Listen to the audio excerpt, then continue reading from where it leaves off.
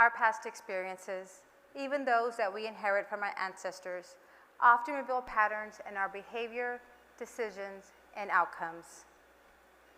To know your future, you must know your past. By reflecting on our past, we can learn valuable lessons that will help us make better choices for our future and the future of the next generation. By understanding our past, we can better support a community, a world where people belong and are celebrated.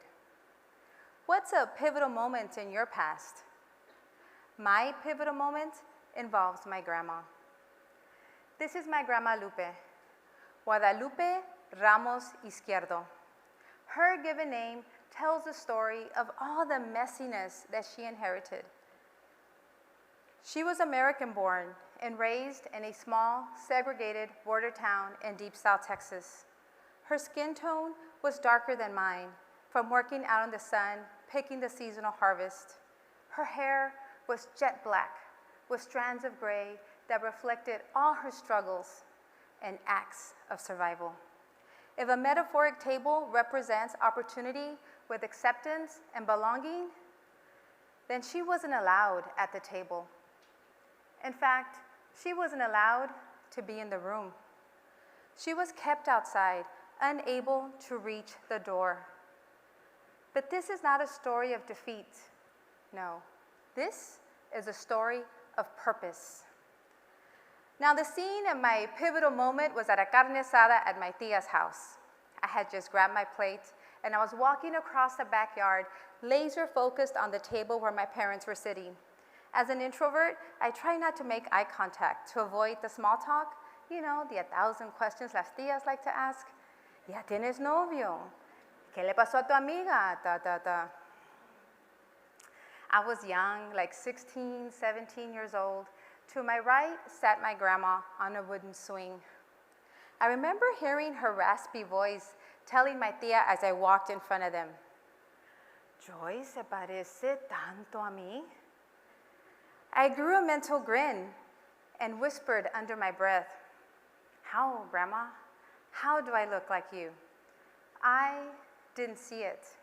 I tucked that memory away and didn't give it much thought till these last few years when I realized that memory was a pivotal moment. It shaped my identity, mi identidad como madre, mujer, y profesional. It's interesting how our personal identities intertwine with our professional identities, how what happens in our personal lives influence, impact, and drive our professional goals. Gloria Anzaldúa wrote, "Our bodies are geographies of selves made up of diverse, bordering, and overlapping countries. We're each composed of information, billions of bits of cultural knowledge, superimposing many different categories of experience." She explained that reimagining identities is a process of self-inquiry. It's important to examine our own geographies of self, and in the process, we may start to recreate boundaries and question traditional divisions and labels with a view of expanding the essence of self and community rather than restricting them. I think about how my own geographies of self seem so different than my grandma's, but was shaped by her. My grandma had a third-grade education, which was common for Mexican Americans during her time. You see, school wasn't designed for Mexican Americans, especially those whose native language was not English. In 1930, when my grandma was 8 years old, there was a court case, Del Rio Independent School District versus Salvatierra, that legalized school segregation of Mexican American children up to third grade. This case was crucial because it highlighted the systemic barriers faced by Mexican American students and their families. This limited access to education, access to that metaphoric table. Although my grandma only had the opportunity to complete third grade, she worked hard to provide for her 10 children after she was widowed. Some of her options for work were considered disgraceful and shameful by many in her community. even her family. Much guilt and blame was thrown her way for working in those places. I'm not sharing this for you to feel sorry for her. She would not want your pity. She was a survivor, a thriver. She was a problem solver. She did what she needed to do to feed, care for, and provide a home for her children. A home she bought on the other side of the tracks where she was not welcomed. This tenacity, persistence was passed down to my dad, Jesus Esquierdo.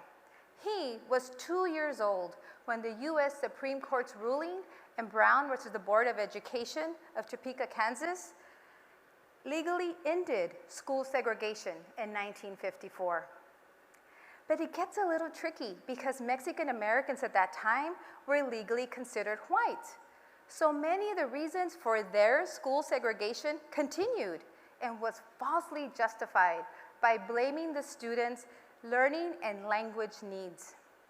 It wasn't until 1970, when my dad was a sophomore in high school, that Cisneros versus Corpus Christi Independent School District extended the Brown versus Board of Education's ruling to Mexican Americans. That's when Mexican Americans were recognized as an ethnic group. There's our history lesson for the day. I want to point out that this wasn't about being uneducated, but about having access to quality education. Quality education, that's a loaded term, but I'm going to offer a straightforward definition. Quality education is an educational experience, opportunity where children and teachers belong as authentically themselves, where their languages and ways of knowing are used to form new knowledge, make new connections to read the world. Quality education intellectualizes our students, their communities, their teachers, geographies of selves in all subject areas through all grade levels, from cradle to career. Dr. Brene Brown shared, true belonging never asks us to change who we are. True belonging requires us to be who we are. I wonder, when we talk about making space for people at the table, would we welcome them as they are? Or are they expected to look a certain way, talk a certain way, behave, learn, work, perform a certain way? It seems like there's a plan for us to mold people so that they can fit at the table, especially those of minoritized communities. We cannot be our authentic selves if there's an expectation for us to fit in, to change who we are so that we can be accepted. My dad fought, worked his way into this metaphoric table, but there was no chair for him. He had figured out how to fit in on the outside and navigate his authentic self on the inside. He was 8 years old when he convinced his school principal, using a note where he forged his mom's signature, to transfer him to the school across town where the smart, lighter-skinned students attended because he knew he was enough to go there. As a migrant farm worker, he had to take extra tests to prove to his teachers he was smart enough for those advanced math classes. He wanted to show them he deserved that quality education. My dad attended high school at the tail end of the civil rights movement, aiming to overcome the obstacles he and many of his classmates experienced. He married his high school sweetheart, and when he and my mom began to have their own children, they did their best to shield us from all the hardships they had experienced in school.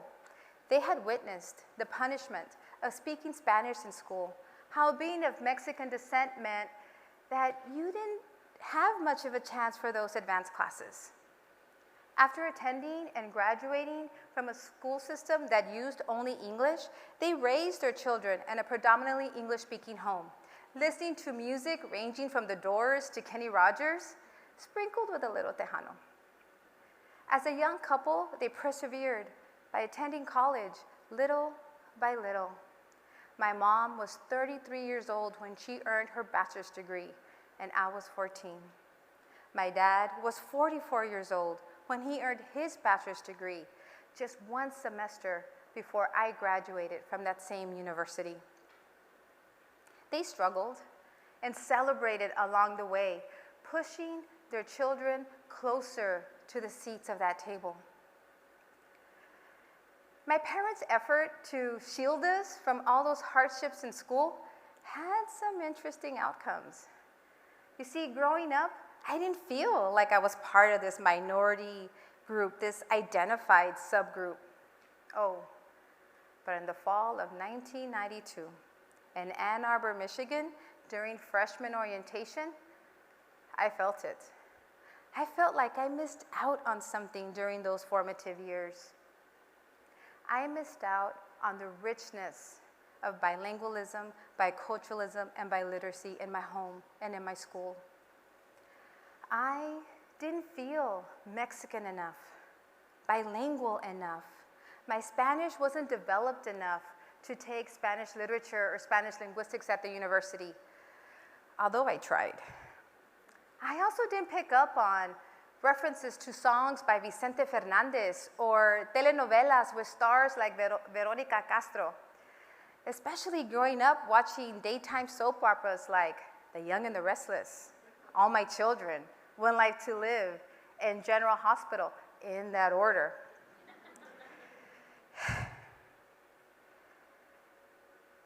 I felt shame for not knowing my culture and my language, for maybe even denying them, or was I denied them?